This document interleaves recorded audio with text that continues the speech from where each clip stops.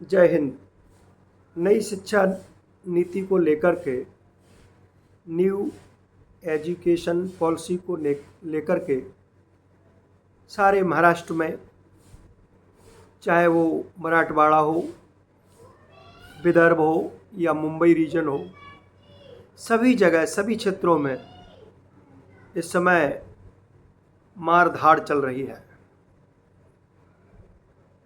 व्यक्तियों को पीटा जा रहा है, उनको मारा जा रहा है, कान पकड़ करके उनको उठक बैठक कराई जा रही हैं और हिंदी भाषी लोगों पर, उत्तर भारतीयों पर, जिसमें उत्तर प्रदेश, बिहार, गुजरात, मध्य प्रदेश, हिंदी पट्टी के लोगों पर जिस तरह से कहर ढाया जा रहा है, उनके साथ अन्याय हो रहा है, आज पूरा महाराष्ट्र और पूरा देश सब देख रहा है। नई शिक्षा नीति भारत सरकार ने 2020 में इसरो प्रमुख कस्तूरी रंगन के आयोग की सिफारिश पर लागू की। इससे पहले भी 1968 में भी नीति लागू हुई और इसके बाद में 1986 में भी शिक्षा नीति लागू हुई। लेकिन ठाकरे बंधु जिस तरह से हिंदी भाषी लोगों पर अत्याचार और मारपीट और पकड़ धकड़ कर रहे हैं, ये संविधान सम्मत नहीं है। हिंदी भाषा का तो एक बहाना है। ये दोनों भाई कई वर्षों से अलग अलग थे और इनकी राजनीतिक जो वजूद है, राजनीतिक इनका जो ताकत है, ये महाराष्ट्र में कमज़ोर है। इनकी जो है, इनकी ज़मीन पूरी तरह खिसक गई है। अपना जनाधार बचाने के लिए, राजनीतिक वजूद को बचाने के लिए दोनों भाई 20-22 वर्ष के अंतराल में एक साथ आए हैं। लेकिन इनके आने से कुछ होने वाला नहीं है। एक समय था जब बाला साहब ठाकरे का पूरे महाराष्ट्र में जलवा हुआ करता था। वो हिंदुत्व की राजनीति करते थे और तुष्टीकरण के पूरी तरह खिलाफ थे। हिंदुत्व उनकी विचारधारा थी, उनकी संस्कृति थी, उनकी सोच थी, एक भाव था। पाकिस्तान और भारत और पाकिस्तान का मैच होने वाला था। बाला साहेब ठाकरे के कार्यकर्ताओं ने पूरी फील्ड को, पूरे स्टेडियम को, पिच को खोद के फेंक दिया। तो उनका एक जो विचार था, एजेंडा था, हिंदुत्व समर्थन में था। वो तुष्टीकरण के खिलाफ थे, पाकिस्तान के खिलाफ थे। लेकिन ये दोनों ठाकरे बंधु ये अपनी मूल विचारधारा से भटक गए हैं। ये बाला साहब की जो विचारधारा थी उससे पूरी तरह से भटक गए हैं। पिछले चुनाव में, अभी जो चुनाव हुआ उससे पहले 1920 में जो चुनाव हुआ था, भारतीय जनता पार्टी, शिवसेना एक साथ लड़े थे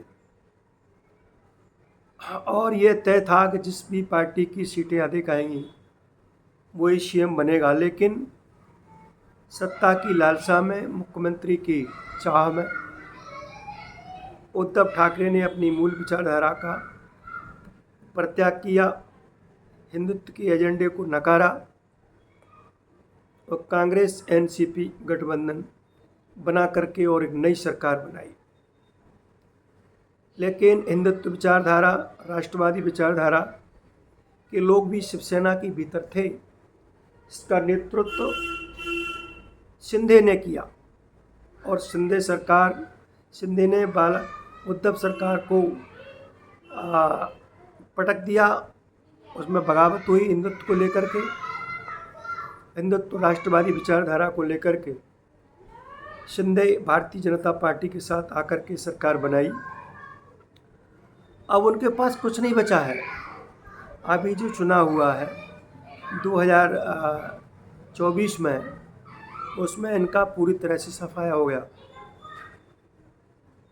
विधानसभा में इनकी अधिकांश स्थानों पर इनकी जमानत जब्त हुई है और यह हालत है कि विपक्ष के लायक भी नहीं बचे हैं।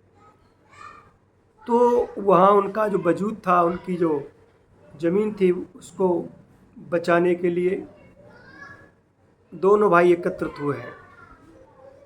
बाला साहब ने उद्धव ठाकरे को कमान दी, उससे नाराज़ होकर के और राज ठाकरे ने अपनी MNS नाम की पार्टी बनाई, महाराष्ट्र नवनिर्माण सेना।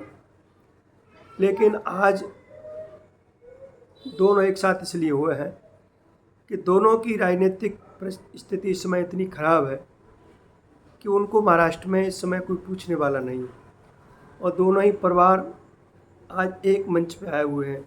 लेकिन ये जब तक हिंदुत्व और राष्ट्रवाद की नीति को लेकर के आगे नहीं बढ़ेंगे, हिंदुत्व विचारधारा को लेकर के जो बाला साहब ठाकरे की थी, तब तक कुछ होने वाला नहीं है। निरपराध लोगों को अपनी रोजी रोटी कमा रहे हैं, अपना पेट पाल रहे हैं और उनको आप अकारण ही हिंदी का बहाना बना करके पीट रहे हैं। जबकि नई शिक्षा नीति में यह है, पहले आप अपनी स्थानीय भाषा पढ़ाएं, फिर हिंदी और इंग्लिश पढ़ाएं। किसी भाषा का केंद्र सरकार का, मोदी सरकार का किसी व्यक्ति पर थोपने का कोई उद्देश्य नहीं है। अकारण ही सारे महाराष्ट्र में बवाल खड़ा कर दिया, विवाद खड़ा कर दिया।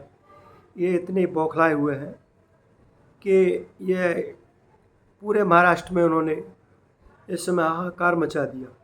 लाठी और डंडा लेकर के इनके गुंडे कार्यकर्ता पूरी तरह से सरेआम सड़कों पर, गली मोहल्लों में घूम रहे हैं। पूरे महाराष्ट्र में इस समय दहशत का माहौल है।